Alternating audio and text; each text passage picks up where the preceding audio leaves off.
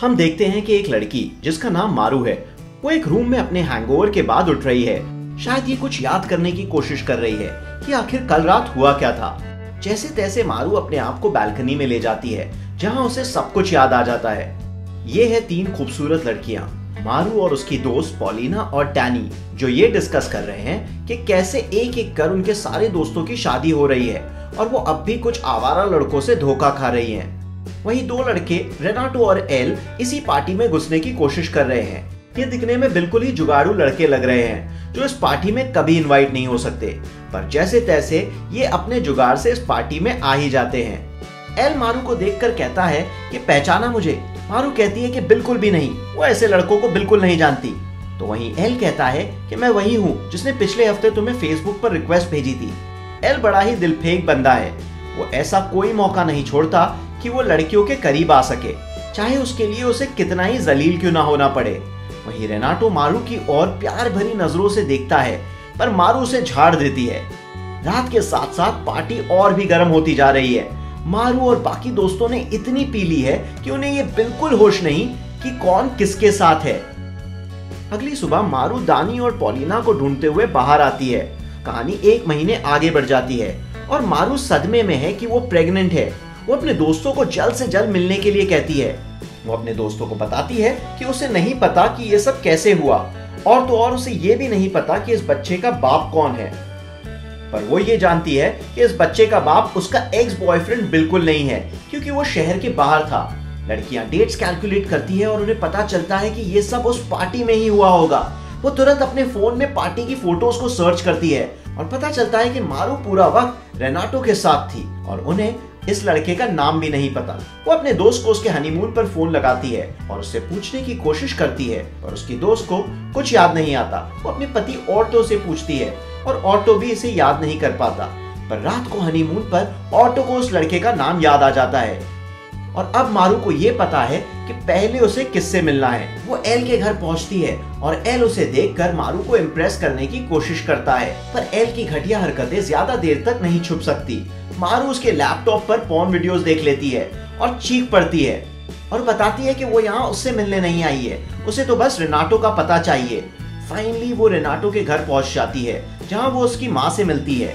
Renato की माँ मारू से पूछती है कि क्या तुम मेरे बेटे को स्कूल से जानती हो, क्योंकि तुम उसकी टीचर की तरह लगती हो। मारू शर्मिंदा हो जाती है और कहती है कि वो उसकी दोस्त है। आगे मारू रेनाटो की माँ की बातों से इतनी अनकंफर्टेबल हो जाती है कि वो वहां से चली जाती है, पर रेनाटो उसे रोकता है और जानने की कोशिश करता है कि वो उसे क्यों मिलना चाहती है।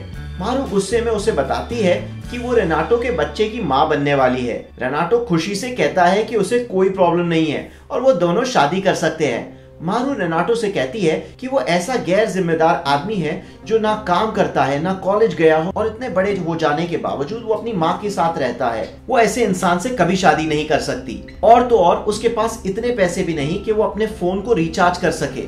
वो बच्चे को कैसे पालेगा? मारू अब इस बात से इतनी नाराज है कि वो अपने दोस्तों से दोबारा मिलती है। वो ये देखना चाहती है कि कहीं कोई ऐसी पॉसिबिलिटी हो कि बच्चे का बाप रेनाटो नहीं कोई और हो। वो सब उस सुबह को याद करते हैं और उन्हें याद आता है कि उस पार्टी में एक ब्राजीलियन आदमी भी था जो उनके कमरे के पास से निकला था। पर डैनी कहती है कि वो आदमी बिल्कुल ही इस बच्चे का बाप नहीं हो सकता, क्योंकि उस आदमी के साथ तो वो थी। एल रेनाटो से कहता है कि उसे मारू को प्रपोज करना चाहिए, क्योंकि वो उसके बच्चे की माँ बनने वाली है और वो मारू को पसंद भी करता है। तभी वहाँ मारू का एक्स बॉयफ्रेंड जोआन आ जाता है और वो मारू को फिर से एक साथ में होने के लिए कहता है और बताता है कि उसने अपनी छुट्टियों में बस मारू को ही याद किया। हालांकि ये सब झूठ होता है, वो वहाँ लड़कियों के साथ था।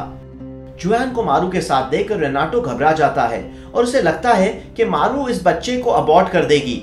वो उन दोनों के पास जाता है और जोआन को मारू से दूर रहने के लिए कहता है, और ये भी कि मारू उसके बच्चे की माँ बनने वाली है। जोआन एक बार फिर मारू से ब्रेकअप कर लेता है। मारू इस बात से बहुत अपसेट है, पर रेनाटो मारू का पीछा नहीं छोड़ता। वो बस मारू को ये मनाना चाहता है कि वो इस बच्चे को अबॉर्ट ना करे और हर जगह मारू को एम्बैरस करता है। पर मारू ने तो ये ठान लिया है कि वो इस बच्चे को बिल्कुल ही नहीं रखेगी और वो हॉस्पिटल पहुंच जाती है। पर दूसरे बच्चों को देखते ही वो अपना फैसला बदल लेती है। वो रेनाटो को बताती है कि उसने इस बच्चे को रखने का फैसला किया है। रेनाटो इस बात से बहुत खुश है, पर मारू उसे ये साफ कर देती है कि वो इस बच्चे को रखेगी जरूर, पर इसका ये मतलब नहीं कि उसके और मारू के बीच कभी कुछ हो सकता है। वो कभी भी रेनाटो के साथ एक कपल नहीं बनना चाहती है। मारू के दोस्त उसे ये सुझाव देते हैं कि उसे रेनाटो को परखना चाहिए। अगर वो वाकई में एक अच्छा इंसान निकला, वो दोनों बच्चे की परवरिश साथ कर सकते हैं। मारू रेनाटो को अपने माता पिता से मिलाती है। मारू के पिता प्रेसिडेंट का इलेक्शन लड़ने जा रहे हैं। जब उन्हें ये पता चलता है कि मारू एक बच्चे की मां बनने वाली है, तो मानो घर में मातम छा जाता है। मारू के पिता ये जानकर और भी सदमे में हैं कि उनकी बेटी जिसके बच्चे की मां बनने वाली है, वो लड़का कभी कॉलेज नहीं गया और उसके पास कोई भी काम नहीं है। रेनाटो अपने बच्चे के फ्यूचर की फिक्र में पिज्जा डिलीवरी का काम शुरू कर देता है। मारू के पिता उससे कहते हैं कि अगर शहर में ये बात पता चली कि उनकी बेटी बिना शादी के मां बनने वाली है, तो वो ये इलेक्शन जरूर हार जाएंगे। वो रेनाटो से कहते हैं कि कुछ पैसे ले और मारू को भूल जाए। मारू ये सब सुनकर गुस्से में अपना घर छोड़ देती है और रेनाटो के साथ उसके घर चली जाती है, पर वो उसके घर ज्यादा देर तक नहीं टिक पाती। वो अपने घर वापस लौट जाती है। मारू के पिता उससे कहते हैं कि वो अगर इस बच्चे को रखना चाहती है तो वो रेनाटो से शादी कर ले। मारू रेनाटो को समझाती है कि वो इस बच्चे को कभी एक अच्छा फ्यूचर नहीं दे पाएगा और इस बच्चे का बाप ना होने की वजह से इस बच्चे पर कई सवाल उठेंगे, तो उन दोनों को एक कॉन्ट्रैक्ट मैरिज कर लेनी चाहिए, जहां वो अपनी जिंदगी जिस तरह से चाहे जी सकेगी और रेनाटो भी अपनी जिंदगी जैसे चाहे वैसे जी सकता है। ये सब सुनकर रेनाटो का दिल टूट जाता है। रेनाटो अगले दिन मारू से कहता है कि वो ये नहीं चाहता कि उसका बच्चा उसकी तरह बिना पिता की यादों के बड़ा हो, और ये नहीं चाहता कि उसके बच्चे को कभी ये पता चले कि वो एक भूल था और उन दोनों ने बस इसलिए शादी की क्योंकि वो समाज को बताना चाहते थे। उन्हें एक वीडियो बनाना चाहिए अपने बच्चे के लिए, जहां वो उसे एक ऐसी कहानी बता सके जैसे हर बच्चा अपने माँ बाप को देखना चाहता है।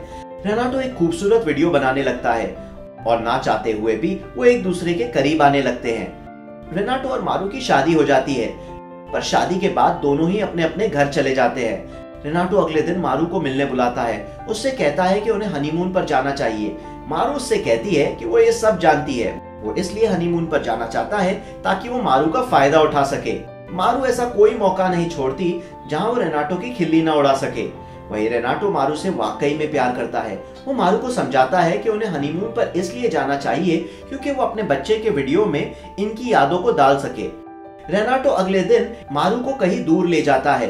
वो एक खूबसूरत बीच पर मारू को एक बीच हाउस में लाता है, पर मारू ये साफ कर देती है कि वो उसके साथ एक बिस्तर में नहीं रहेगी। रेनाटो हनीमून की यादों की कुछ वीडियोस बनाता है, पर उसके बाद मारू रेनाटो से दूर रहती है। कुछ देर बाद बीच पर दो खूबसूरत लड़कियां आती है और रेनाटो पर लाइन मारती है। ये देखकर मारू गुस्से में उनसे कहती है कि वो उसके पति को छोड़ दे और वहां से चली जाए। उस रात मारू गुस्से में रेनाटो से कहती है कि वो भी दूसरे मर्दों की तरह निकला, जो अपनी पत्नी के होते हुए भी दूसरी लड़कियों के साथ जाता है। रेनाटो कहता है कि उन बातों का क्या जो मारू ने कही थी कि शादी बस एक कॉन्ट्रैक्ट है और वो जैसे चाहे अपनी जिंदगी जी सकते हैं। दोनों में खूब लड़ाई होती है और मारू उससे कहता है कि अगर उसके सोने के बाद रेनाटो उन लड़कियों के पास दोबारा गया तो वो उसे काट कर रख देगी।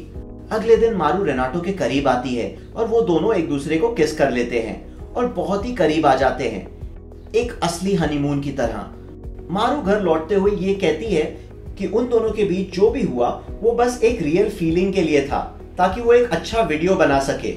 उन दोनों के बीच सब कुछ वैसा ही होगा जैसे पहले प्लान किया था। कहानी 6 महीने और आगे बढ़ जाती है।